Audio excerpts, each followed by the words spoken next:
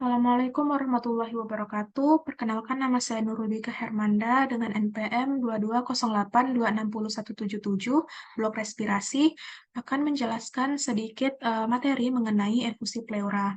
Nah, jadi efusi pleura ini merupakan kondisi di mana terdapat kelebihan jumlah cairan di rongga pleura. Nah, rongga pleura ini sendiri dia terletak di antara paru-paru dan dinding dada dan biasanya berisi lapisan cairan yang sangat tipis yang berfungsi sebagai sistem penghubung. Jadi, pada kondisi normal memang di rongga pleura ini sendiri dia terdapat cairan. Tetapi dengan sintesis dan drainase yang seimbang, sehingga bila sintesis dan drainasenya tadi dia tidak seimbang, dia akan terjadi suatu kondisi yang dinamakan efusi pleura. Lalu untuk etiologinya, efusi pleura ini dapat terjadi bila terdapat kelebihan pembentukan cairan pleura atau bila terjadi penurunan pembuangan cairan melalui sistem limfatik. Kemudian untuk faktor-faktor resiko dari efusi pleura, itu yang pertama ada merokok, kemudian ada riwayat penyakit paru, hipertensi, alkohol, paparan debu asbes, dan menjalani pengobatan kanker. Lalu untuk gejala dari efusi pleura, ini dia ada sesak nafas, nyeri dada, demam, batuk kering atau berdahak, kemudian ada sulit bernafas terutama saat berbaring. Lalu selanjutnya untuk patogenesis dari efusi pleura. Nah, jadi sebelum masuk ke patogenesisnya, jadi efusi pleura ini dia diklasifikasikan menjadi dua. Yang pertama ada transudatif efusi pleura, dan yang kedua ada eksudatif efusi pleura. Nah, jadi efusi pleura tadi dia adanya akumulasi cairan berlebih dalam rongga pleura, di mana bila akumulasinya ini dalam jumlah yang besar, dia akan mengakibatkan penekanan pada jaringan paru-paru dan mediastinum. Nah, bila terjadinya penekanan yang berlebihan pada paru-paru dan mediastinum, ini akan mengakibatkan atelektasis paru atau kolaps paru, kemudian bisa mengakibatkan pergeseran mediastinum kontralateral, dan bisa mengakibatkan defisiasi trakea kontralateral. Nah, bila terjadi atelektasis paru atau kolaps paru, ini akan mengakibatkan penurunan tekanan dari ruang yang terisi di rongga pleura, kemudian akan mengakibatkan pergeseran mediastinum ke arah paru-paru yang atelektasis. Lalu, efusi pleura tadi dia bisa mengakibatkan infeksi pleura. Nah, di mana infeksi pleura ini terjadinya peningkatan peradangan di tempat yang infeksi dan akan mengakibatkan peningkatan permeabilitas endotel pleura parietal. Lalu adanya terjadi invasi bakteri ke dalam rongga pleura dari parenkim paru yang akan mengakibatkan peningkatan migrasi neutrofil dan pelepasan sitokin inflamasi di rongga pleura dan terjadinya inflamasi, di mana inflamasi ini dia akan meningkatkan aktivasi kaskade koagulasi dan menurunkan aktivasi fibrinolitik. Sehingga dia akan mengakibatkan peningkatan deposisi bekuan atau membran fibrin di dalam rongga pleura yang menyebabkan sepsis. Dan bila sudah menyebabkan sepsis, dia akan mengakibatkan suatu kondisi yang bernama emphysema atau efusi pleura yang terlokalisasi.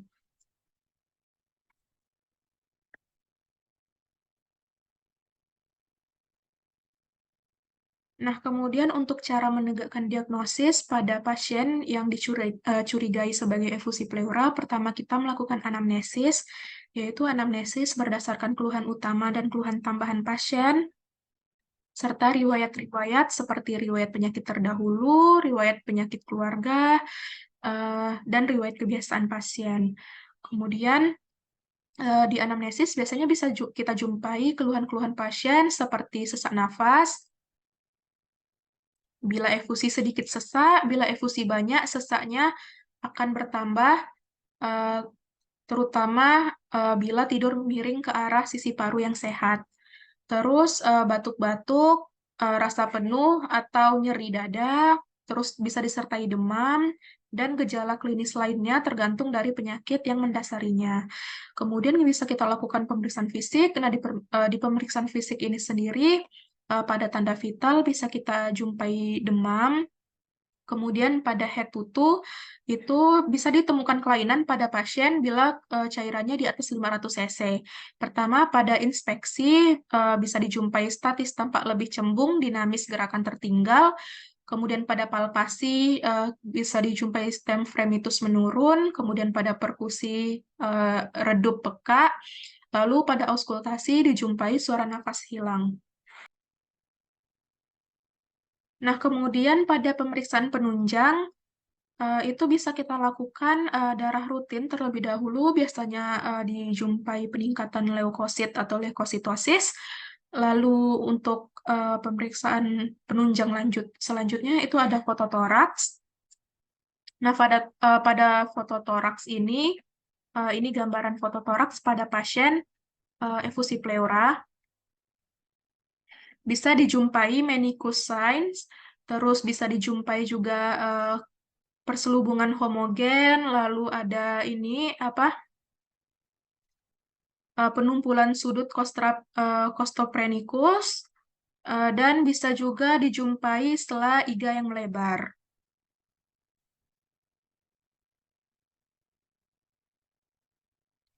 Selain itu, pada fototoraks bisa dijumpai adanya pendorongan ke arah paru yang sehat. Selanjutnya untuk tata laksana pada pasien efusi pleura. Nah, jadi pada pasien efusi pleura ini kita berikan tata laksana awal sesuai dengan kondisi atau keluhan pasien, yaitu bisa diberikan infus untuk resusitasi cairan tubuh pasien, kemudian bisa diberikan oksigen 3-4 liter bila pasien sesak nafas. Nah, selanjutnya, bila cairan atau penumpukan cairan tadi dijumpai dalam jumlah yang besar atau di atas 500 cc, kita bisa lakukan tindakan torakosintesis. Nah, kemudian untuk edukasi pada pasien efusi pleura, pertama kita harus menjelaskan pengertian dari penyakit yang pasien derita, yaitu efusi pleura, terus kemungkinan penyebabnya, lalu tindakan-tindakan apa saja yang perlu dilakukan selanjutnya, terus juga efek samping dan bagaimana prosedur tindakan tersebut, terus juga tata laksananya apa saja, lalu komplikasinya juga kita harus jelaskan apa saja yang akan diakibatkan oleh efusi pleura ini.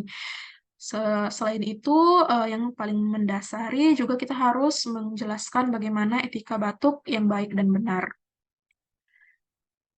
Nah, selanjutnya untuk komplikasi dari efusi pleura, yang pertama dia akan mengakibatkan kerusakan paru-paru, kemudian akan mengakibatkan infeksi yang berubah menjadi abses atau disebut emphysema, terus juga uh, akan mengakibatkan suatu penyakit bernama pneumotoraks, di mana adanya udara di rongga dada setelah dilakukannya tindakan drainase efusi. Nah, sekian materi yang saya sampaikan. Ini referensi yang saya gunakan. Terima kasih atas perhatiannya. Mohon maaf bila ada kesalahan kata. Saya tutup. Assalamualaikum warahmatullahi wabarakatuh.